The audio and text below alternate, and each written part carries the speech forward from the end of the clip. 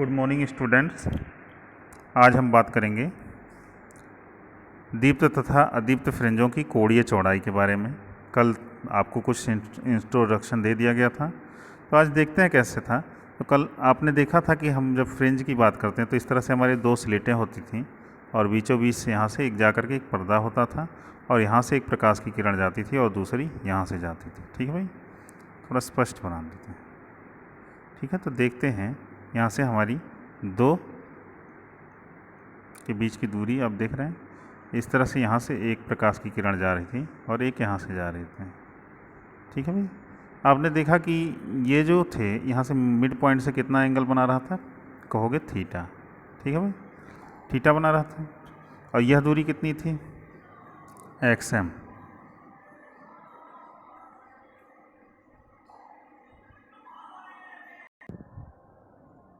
तो कल आपने देखा था कि यहाँ पर इस तरह से संरचना बनी हुई थी, ये इस तरह से, और आपका ये पूरा सिस्टम आया होता और यहाँ से मिड पॉइंट से, तो इससे बीचों बीच से एक डॉटेड लाइन गई थी, कितना एंगल बनाया था, थीटा।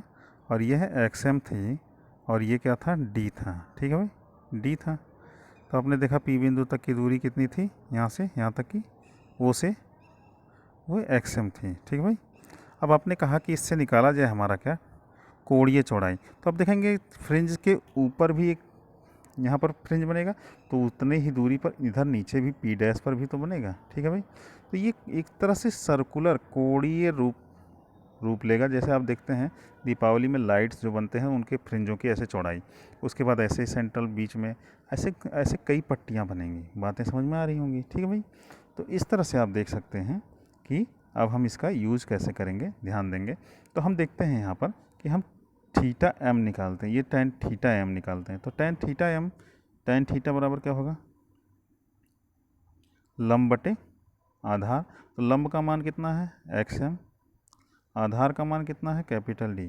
अब x थीटा को हम बहुत छोटा मान लें तो कितना हो जाएगा थीटा, तो कितना हो जाएगा XM बटे क्या हो जाएगा, कैपिटल D।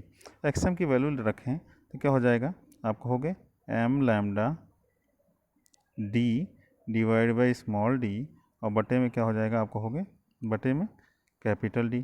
कैपिटल D से D खत्म हो जाएगा तो आपको कितना बचेगा, थीटा m की वैल्यू कितनी आएगी, m लैम्डा बटे स्मॉल d। तो यही हमारा कोणीय क्या होगा, कोणीय चौड़ाई होगी फ्रिंज की। और अगर हम इसके m के जगह 0 1 2 3 4 ले लें तो आपको पता लग जाएगा कि m is equal to 1 lambda by D होगा। तो थीटा इज इक्वल टू कितना आएगा, लैम्डा बाई डी आएगा। ठीक है, तो अब देखते हैं किस तरह से, अगर हम बात करें कि थीटा m+1 निकाल लें, थीटा m+1 कितना आएगा, तो आप कहोगे भाई m+1 लैम्डा बाई डी। और थीटा m निकालें तो कितना आएगा, theta m is equal to कितना आएगा, m लैम्डा बाई डी। दोनों को हम घटाएं, इन दोनों को घटा दें। ठीक है, तो घटाने के बाद हमको कितना आएगा, लैम्डा बटे डी। तो यही हमारा कोणीय चौड़ाई होगी। ठीक है भाई, तो आपको समझ में आ गया होगा। अब हम आज बात करेंगे व्यतिकरण के प्रतिरूपों पर कुछ इम्पोर्टेंट फैक्ट्स के बारे में। तो सिंपल सी बात है, कला संबद्ध स्रोत की बात कर रहे हैं, तो यहाँ पर थोड़ा सा एक गलती हो गई है। ये स्थिर है, ये स्थिर ना होकर के क्या है, स्थित ना होकर के स्थिर है। क्या है, स्थिर। तो कहा है, ऐसे प्रकाश स्रोत जिनसे निकलने वाली तरंगों के बीच कलांतर स्थिर रहता है, ये स्थित नहीं स्थिर रहता है, कला संबद्ध स्रोत कहलाते हैं। कला संबद्ध स्रोत एक मूल स्रोत से प्राप्त किए जाते हैं। अब कलांतर स्थिर रहने का मतलब क्या है, ज़रा ध्यानपूर्वक देखिएगा। यहाँ देखिए कि सिंपल सी बात है, यहाँ पर हम एक तरंग लेते हैं तो इस तरह से स्टार्ट होगा, आप देख रहे हैं इस तरह से स्टार्ट होता है। दूसरा हम कह दें कि ये साइन था, तो हम अब कॉस वाला लेते हैं। देखिए इस तरह से स्टार्ट होगा कि नहीं होगा, देखिए। कहने का मतलब देखें, हम यहाँ पर इसमें दोनों के बीच में कितने डिग्री का डिफरेंस है, 90 डिग्री का डिफरेंस है। हम 90 का डिग्री का डिफरेंस लेकर के चलते जाएंगे, हर जगह क्या लेके चलेंगे, 90 डिग्री का डिफरेंस लेते जाएंगे। तो हर जगह देखिए, इसका तो मान लें कि ये 0 है, इसका जो है, इसका अगर हम फाई की बात करें, फाई इज इक्वल टू 0 है, इसका फाई कितना है, हम कहते हैं 90 है। तो दो फाई 1 और फाई 2 में डिफरेंस कितने का आ रहा है, 90 का। चाहे जहाँ भी चले जाए, कहीं पर भी चले जाइए, हर जगह डिफरेंस कितना आ रहा है, अगर 90 आ रहा है, यानी कोई भी दो स्रोत हैं, तरंग स्रोत हैं, ठीक है, और उनके बीच का कलांतर हर जगह समान होना चाहिए। ऐसा नहीं है कि मतलब दोनों सेम कला के होने चाहिए, 90 और 90 के, दोनों 80-80, यह भी हो तो भी सही है। लेकिन ऐसा भी होता है कि जब हम कहें कि दोनों के बीच में कलाओं में अंतर क्या होना चाहिए, हर जगह पर कैसा होना चाहिए, सेम होना चाहिए, तो उसे हम क्या कहते हैं, कलांतर अगर समान हो तो उसे कला संबद्ध स्रोत कहते हैं, ठीक है। अब आप देखेंगे आगे भी कि प्रकाश के लिए व्यतिकरण की कुछ शर्तें हैं, ठीक है। तो शर्तें क्या हैं, देखिए पहली शर्त है हमारी, दोनों प्रकाश स्रोतों से प्राप्त तरंगों की कलाओं में अंतर समय के साथ स्थिर रहना चाहिए।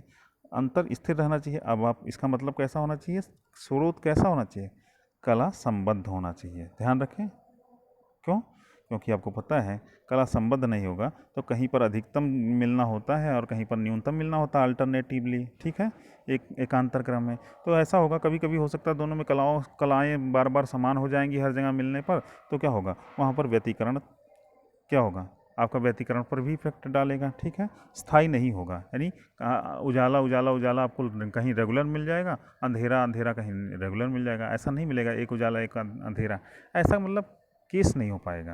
यानी डार्क और ब्राइट फ्रिंजेस एकांतर क्रम में ना मिल करके अनियमित हो जाएंगी, ठीक है भाई।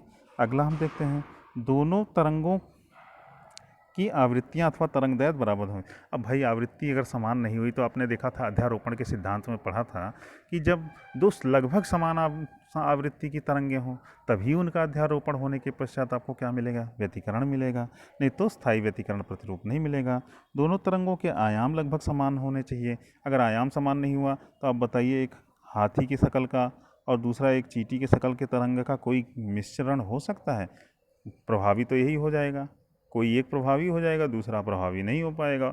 और जब आप समझ रहे हैं कि व्यतिकरण प्रतिरूप में कॉन्ट्रास्ट अच्छा नहीं होगा, उनकी जो चमक होती है वो नहीं आएगी, ठीक है भाई।